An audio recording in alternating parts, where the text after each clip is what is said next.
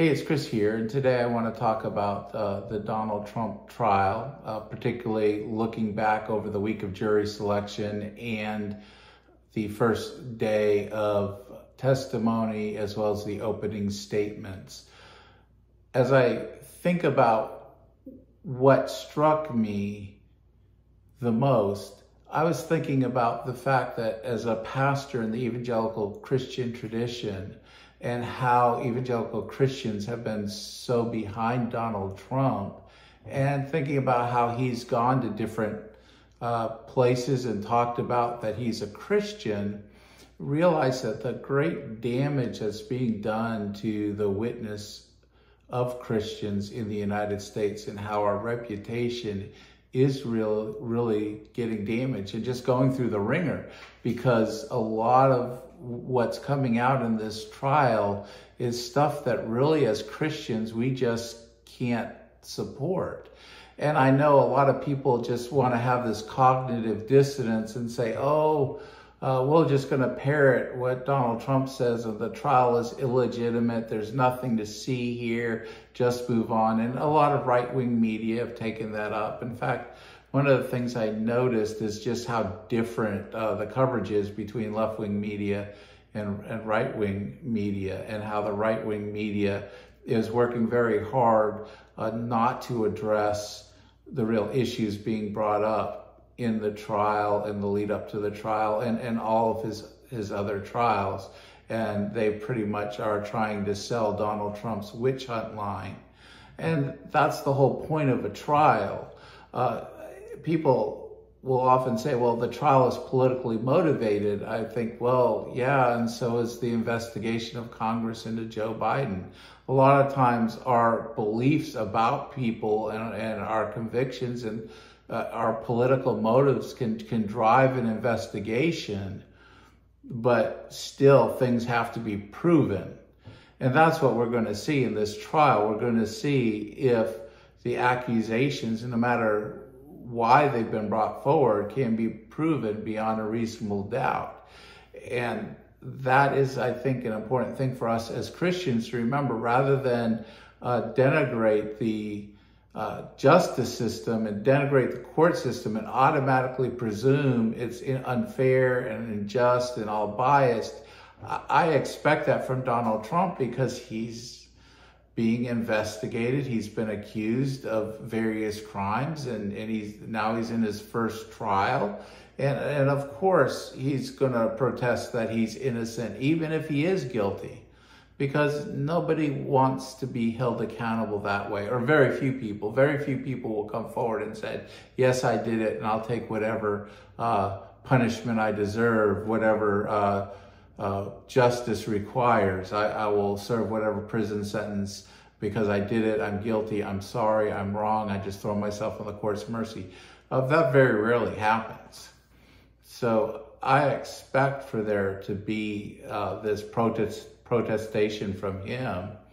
And I also expect that the right-wing media, because in our country more and more, it seems like left-wing media is going to do everything they can to promote the Democratic Party and to by attacking Republicans and Donald Trump, and then just engaging as kind of like apologists for the Democrats. Well, the right-wing media does the exact same thing.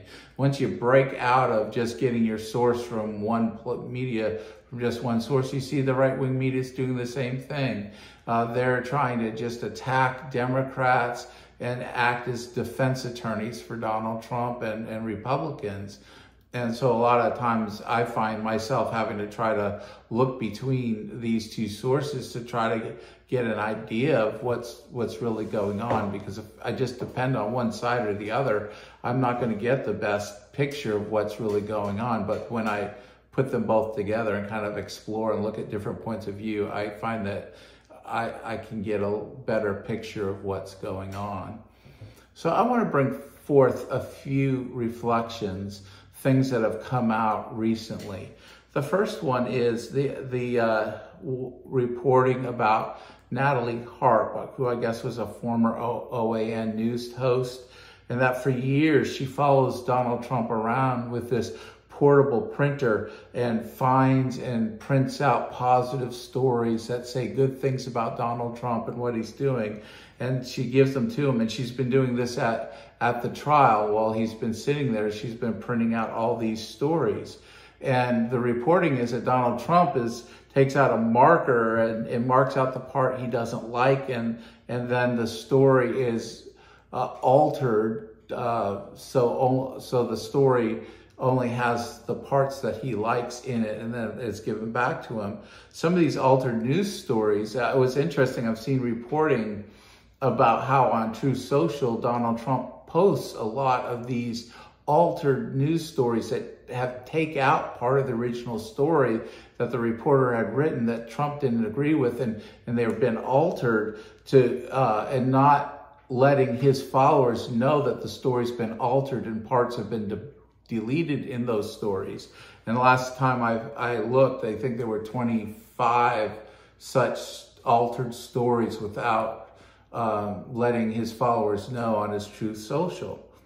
But as I was listening to that, and I remember at one time he was out after the hearing with a stack of papers saying no legal scholar thinks this is a legitimate trial, and he's reading all these headlines. It all started to make sense to me. You know, if you're just being fed one side of things, if you're just being fed the side that pumps you up and says you're great and you're glorious and you're wonderful and you're an amazing leader and everything, that really inflates your ego, but it also doesn't give you a true picture of what's going on in the world and how people really feel. That explains to me why he would say there's no reputable or no legal scholar, even the ones that don't support Trump all say that this trial is illegitimate, or that I'm way ahead in all the polls, or all of America's with me and I'm going to win California and New York and all these things, because that's what he's getting, all these inputs, and these people that are going around giving him all these inputs, propping him up. But that makes sense for somebody with narcissistic personality disorder.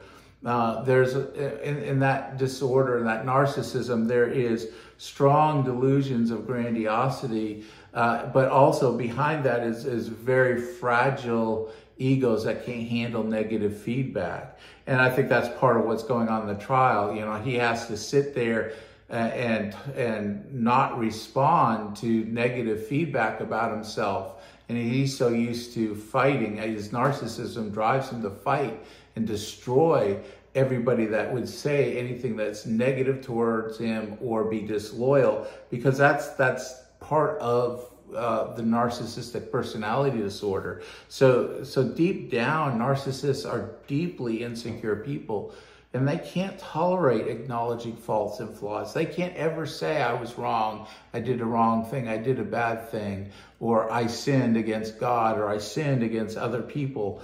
And if you've ever met somebody who's been diagnosed with narcissism, you know, just how problematic that can be, and how they need their following, and how they gaslight anybody that's not part of their loyal group. And if you somehow betray the narcissist, you get cast out and you become an enemy. So either you're with them or you're against them, and there's no in between for narcissists. So I just found that interesting. That's the news about having this person who's getting paid $105,000 a year to walk around with a wireless printer printing off stories that are good stories, a positive, at least uplifting to Donald Trump, to affirm him and affirm his views and what he thinks about himself. And she's feeding him those things. So I just thought that was interesting to find that out. As a Christian, we do want to recognize that we all have faults and flaws, and some of us struggle with mental illness, other of us struggle with addiction issues, other of us we might present this all put together persona to the world, but we know deep down inside that we fail others and ourselves, and we do things that aren't right and aren't good and honorable, even though we try to hide them. So this humanness of Donald Trump as a Christian, just recognizing that here's a man that needs the redeeming work of Jesus Christ. Here's a man who is probably in his upbringing just deeply wounded psychologically, and the narcissism has become a protective means. And I've seen this a lot in nursing practice, people that were we'll call trust fund babies, who grew up and had everything and were never told no, and had all these, they're just the very important people, and they've had wealth and privilege. Often in that depriving of love and discipline in their younger years, you need both love and discipline together, can often lead to these deep wounds that result in mental illness that can really be damaging to one's life. So the fact that Donald Trump is dependent on somebody walking around helping inflate up his view of himself, especially given the nature of being president of the United States, is just something that's interesting to me. The other thing was all the stories about him passing gas and falling asleep. And I saw one prospective juror said that he looked yellow, and this goes on in line with other things that have been said about him. I remember he had those red splotches on his hands a few months ago.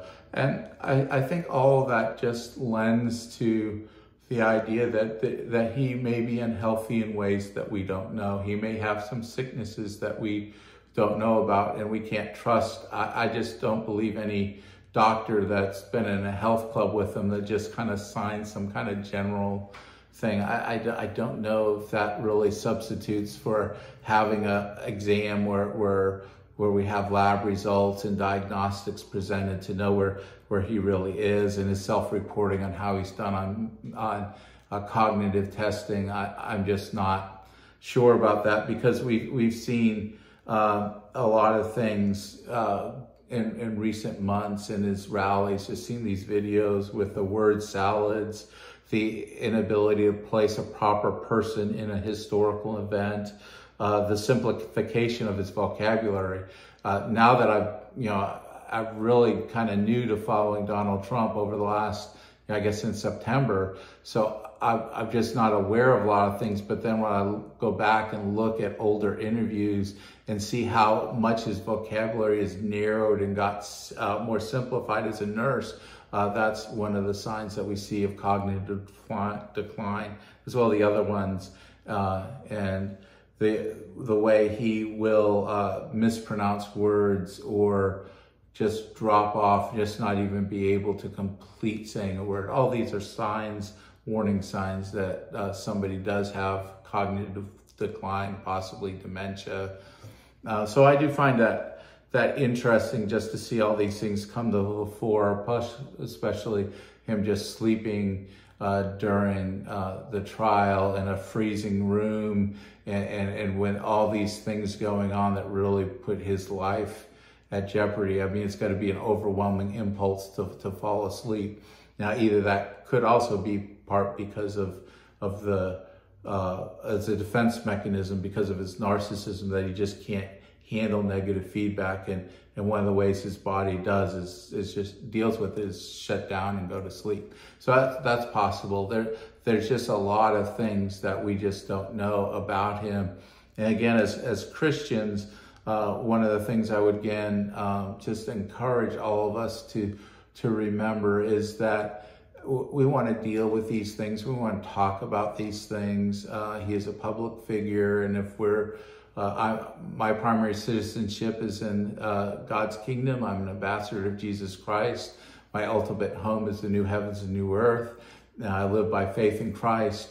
But that doesn't mean that God hasn't placed me in an earthly citizenship in the United States, and there are responsibilities, and we as Christians who live in the United States and are citizens of this country, we have responsibilities to know these things, and we're given the privilege of choosing our leaders. And so election time, we really need to be thinking about these things, and these health issues are concerning. But on the other hand, as Christians, I would caution all of us not to get caught up in the name calling and the belittling and the mockery. I know that the temptation is there. I know that a lot of people just want to respond to Donald Trump the way he treats other people, but I don't think that is helpful for us as Christians to engage in that kind of back and forth. And I understand other people are going to do that. Other people are going to go after him with guns blazing over these things that he's doing that's showing his own weakness because of the way he's talked about others and treated them. But I just think as a Christian, as I watch those things, it's concerning, but I don't want us to get caught up in it. The next thing that I thought about, especially when I heard the opening statements, or got all the heard, I didn't hear, I followed along as people were reporting in real time. One of the things that really struck me and what came to mind is Psalm 1:1 that says, "Blessed is the man who walks not in the counsel of the wicked, nor stands in the way of sinners, nor sits in the seat of scoffers." I've thought about the Proverbs that all generally just speak about how bad character corrupts good morals, and all the warnings in the Proverbs to stay away from people of bad character because they're going to influence you to bad actions as well. You're not going to influence them to good. They're going to influence you to do bad things. And that's what struck me when I began to look at the list or see the list of all these witnesses that are going to come forward in this trial. It's like a gallery of people who have been known to have bad character.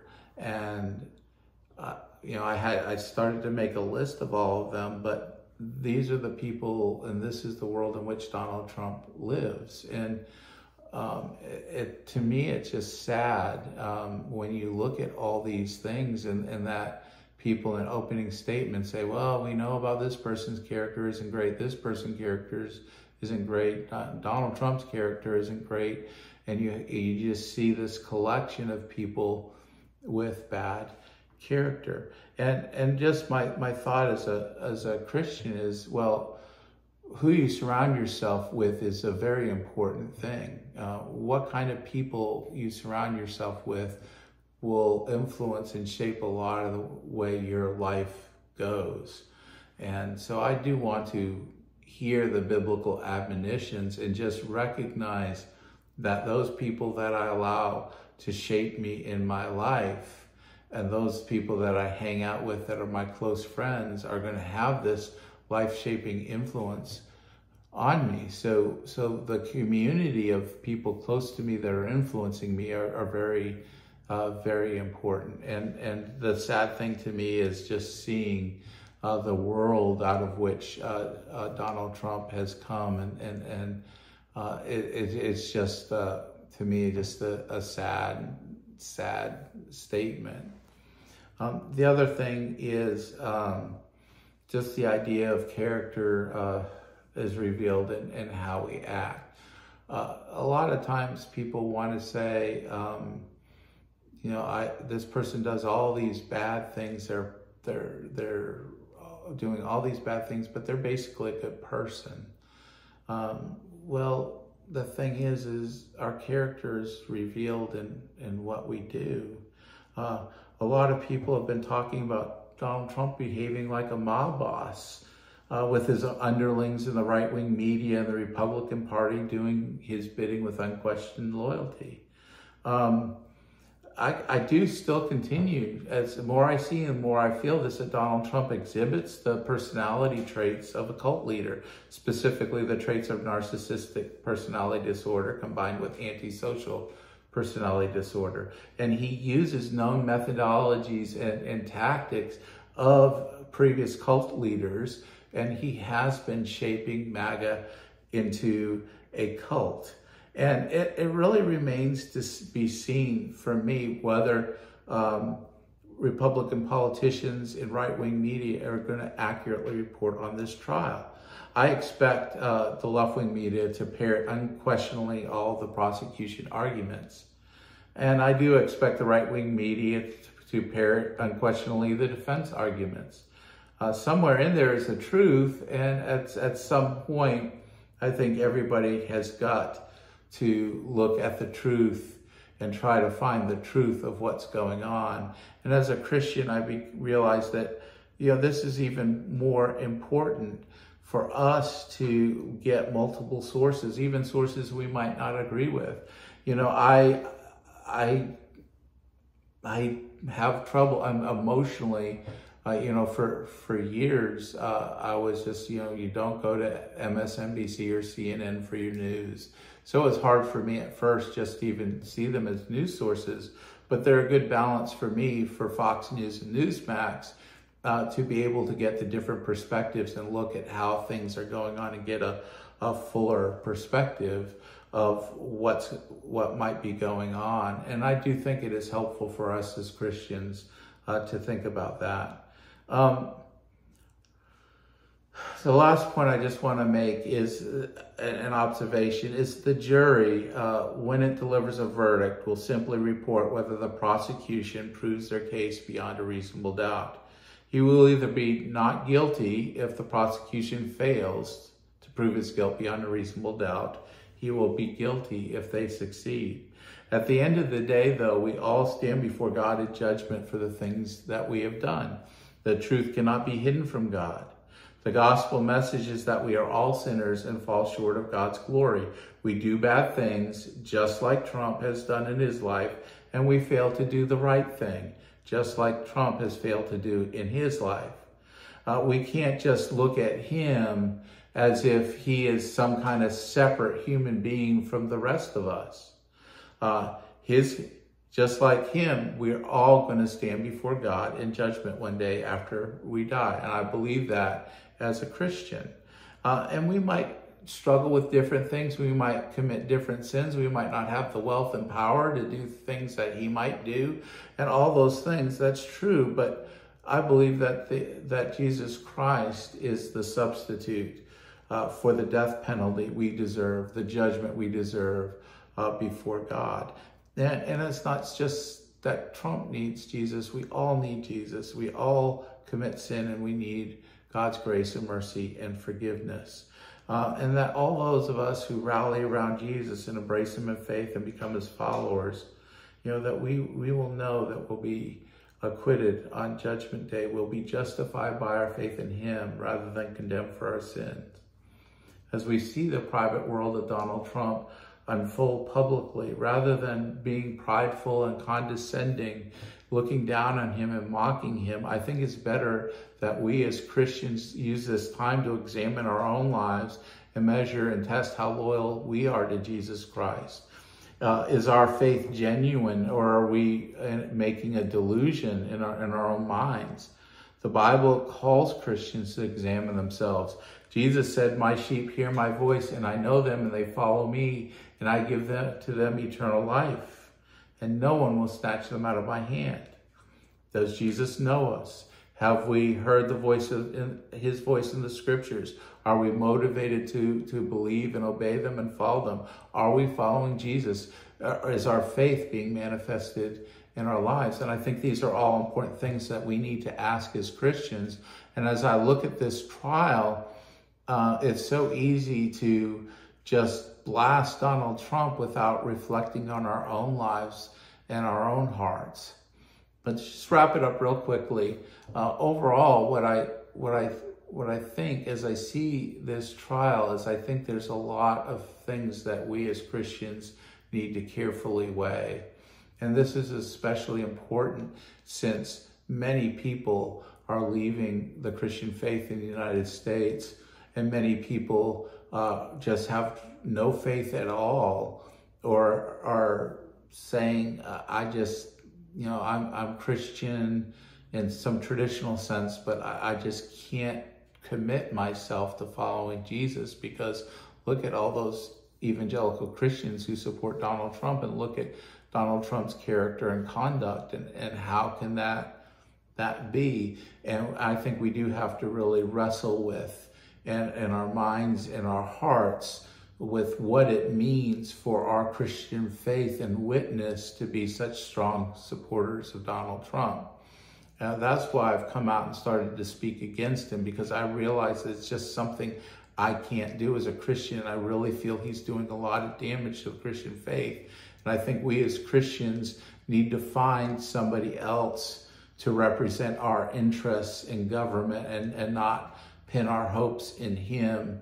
And we need to maybe broaden out. And I would say, years ago, in the early 1980s and 70s, Christians in the evangelical tradition were about half Republican, half Democrat, and yet the evangelicals have largely pulled out of the Democratic Party and just all gone Republican, and maybe that was a mistake. Maybe that influence and having our voice in the Democratic Party might be a good and beneficial thing.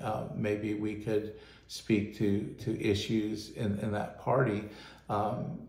As a lifelong Republican, I had never considered joining the Democratic Party, nor am I inclined to do so. But I do think it's some things that we must need to discuss as Christians, to kind of move beyond this very toxic political environment that we're in, because I don't think it's good for Christian witness. Thank you so much for listening, and may God bless.